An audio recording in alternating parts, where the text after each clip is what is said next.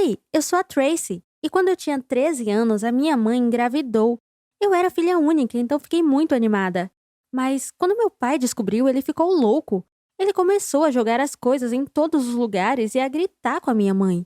Eu pensei que ele estava ficando louco, mas então eu ouvi gritar que o bebê não era dele. Meu pai fez uma vasectomia depois que eu nasci, então significava uma coisa: a mamãe traiu ele. O papai invadiu o quarto dos meus pais e começou a jogar as coisas em uma bolsa. Ele me chamou, mas eu estava com muito, muito medo de ir vê-lo. Ele estava com tanta raiva. Quando eu não respondi, ele entrou no meu quarto para falar comigo. Ele disse que queria que eu fosse com ele, mas eu não podia ficar com alguém que se comportava assim. Eu disse que ficaria com a mamãe, porque ela precisava de ajuda com o bebê. Meu pai ficou muito chateado. Ele começou a chorar e a dizer que se eu o amasse, eu ficaria do lado dele e iria com ele, não do lado de alguém que o esfaqueou nas costas.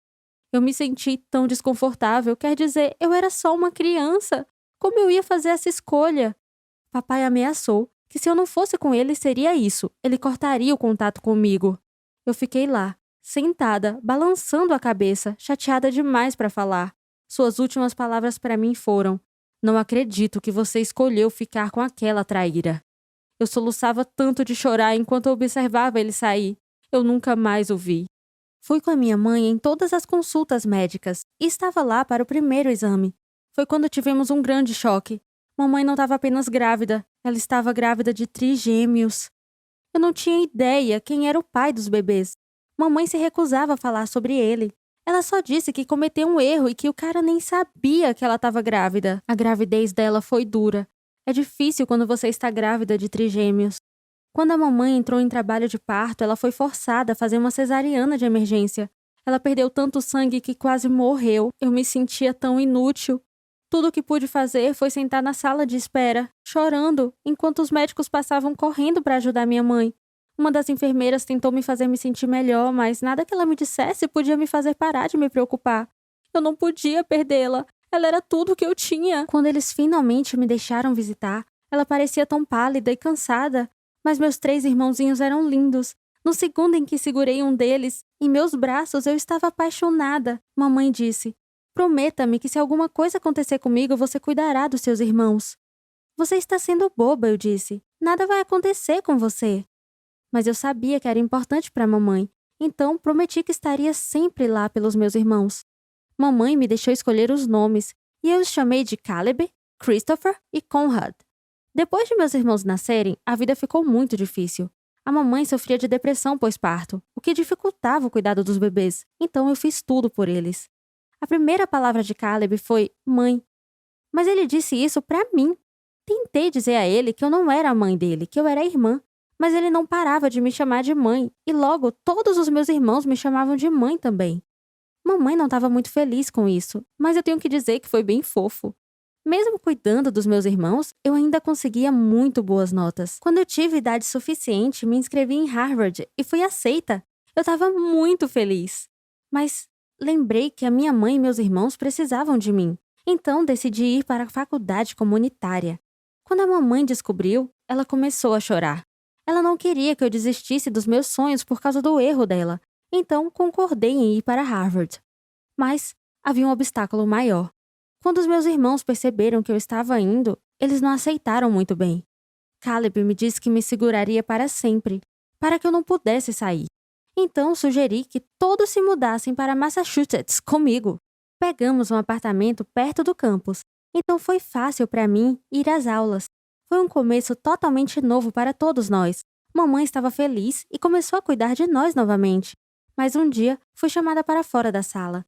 Quando fui ao escritório do reitor, tinham 2 policiais me esperando. Eles me disseram que minha mãe teve um ataque cardíaco. Ela estava no hospital e não parecia estar bem. Eu não podia acreditar. Deveríamos estar construindo uma vida nova juntos, não terminando. A polícia me levou para o hospital onde a mamãe estava. Meus irmãos já estavam lá. E eu disse a eles que ficaria tudo bem. Mas eu acho que eles não acreditaram em mim. Eu não sou religiosa, mas eu passei o dia e a noite seguinte rezando. Eu faria qualquer coisa enquanto a mamãe vivesse. Eu não podia perdê-la. Mas a mamãe não sobreviveu. Esse foi o pior dia da minha vida. Eu não perdi minha mãe. Eu perdi toda a esperança. Qual era o sentido de fazer qualquer coisa quando você pode perder tudo num piscar de olhos? Eu queria levar meus irmãos para casa comigo, mas não seria fácil. A CPS disse que eles deveriam ir para um orfanato. Eu disse, de jeito nenhum. Perdemos a nossa mãe, não podemos nos separar. Eles disseram que era demais para alguém da minha idade cuidar de trigêmeos, mas eu cuido deles desde que nasceram. Eles não veem que eu sei o que eu tô fazendo? Eu tive que ir ao tribunal, mas acabei conseguindo a guarda total dos meninos. Eu era a irmã deles e também a mãe. Claro, eu tive que abandonar a faculdade. Não tinha como estudar e dar suporte aos meus irmãos. A família era mais importante do que um diploma universitário, mesmo de Harvard. Mamãe tinha uma apólice de seguros, que era suficiente para nos manter por um tempo, mas não duraria para sempre. Eu precisava de um emprego. Mas então, um dos meus amigos de Harvard me ligou. Ela disse que trabalhava para uma empresa de escritores freelancers e perguntou se eu estava interessada em escrever. Foi assim que comecei a minha carreira de freelancer. Ganhei dinheiro suficiente para pagar as contas e ficar em casa com os meus irmãos, em vez de pagar por babás. Depois de anos, éramos felizes de novo. Mas, uma manhã, eu acordei me sentindo muito esgotada, como se não tivesse dormido. Eu estava acostumada a estar cansada o tempo todo, mas isso era outra coisa. Foi difícil de sair da cama, mas eu tinha que garantir que os meus irmãos chegassem à escola. Enquanto eu tomava o café da manhã, eu fui atingida por uma enorme dor de cabeça. "Você está bem?" perguntou Conrad. "Eu estou bem", eu disse, tomando alguns analgésicos, mas eles não ajudaram.